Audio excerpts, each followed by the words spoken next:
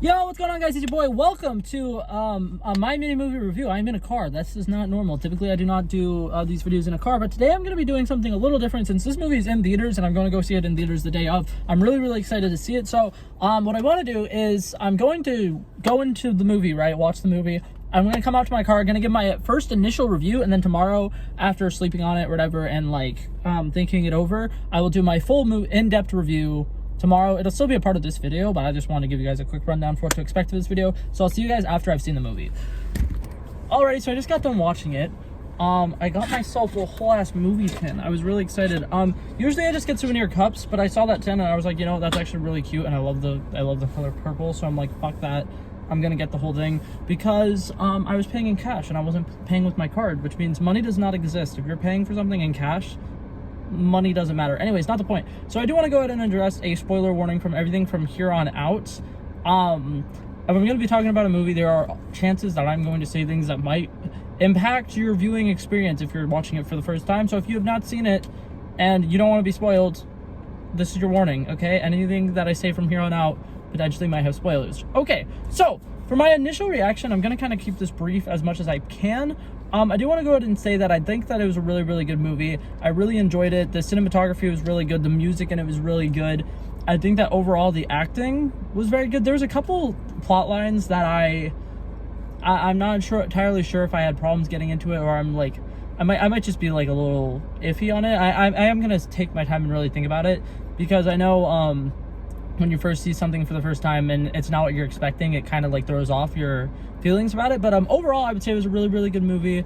I really liked the conflict and everything that was happening. I really like Shuri's character development throughout the entire movie. I thought it was relatively good. I do like the fact that it kind of has a lot of parallels to a couple other MCU movies that I'm going to mention in my review later.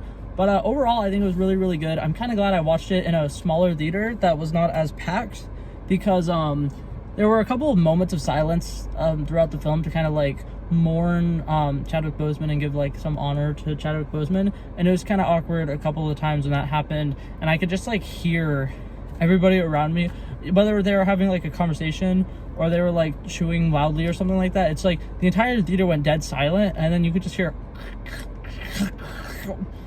of people eating their popcorn, which is like, yeah, it makes sense because it's a movie theater. But I'm like, I feel like that scene alone probably would have been a little bit better if you're watching it by yourself. That's probably like one of the few times ever I've seen something in a movie that I'm like, I feel like this would actually be better if you're sitting in a room watching it alone on a TV than on the big screen. But overall, like I said, I thought the movie was really good. I'm gonna cut to my future self when he's giving a full proper review of this movie. So I'll see you guys then.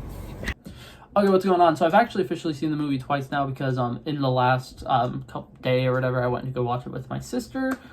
So I think that the rewatch was actually really important to me, because the first time I was watching the movie, it was the movie versus what I was expecting during the movie. So there was some parts that I was having a hard time following, and it was actually made a lot easier because after rewatching it, I was able to know, oh, this is something that's happening, this is something that's happening, and it was kind of making certain things make more sense. So a couple things I want to go ahead and address. First of all, I think the movie was fucking amazing. The actors and actresses in this movie were really good. Letitia Wright did phenomenal. Angela Bassett did fucking amazing. I think that the overall acting in this movie is really good, and I'm going to be shocked and appalled if those two actresses that I just mentioned don't get any form of award or anything for this movie. I think when it comes to MCU, and you're talking about cinema versus just overall movies in general, I feel like this is definitely one of the most cinematically pleasing ones. I think that all of the effects in it were great. The music and score was really good. There was a lot of spectacle that was going on that was really good. A lot of the action sequences were amazing. Overall, I think it was really good. Part of the reason why I said that rewatching it was really important for me was because all over the internet, people have been speculating for a while that, you know, having Namor as the main villain wasn't what was happening, and that, oh, what's probably going to happen is they're going to fight for the first half of the movie, and then there's going to be a bigger threat that comes, and then they're going to fight together against that bigger threat. So the entire time when we were being introduced to Namor, I had that in the back of my mind, and I'm like, how the fuck are they going to redeem this character? And then when they didn't, I was like, what the fuck? And I was so thrown off by that. But then rewatching it this time and knowing, going into it, he is the main villain. There's nothing else. There's nothing more. That's what's being portrayed. I thought it was really good. I think he's probably one of the best antagonists that an MCU movie has ever had.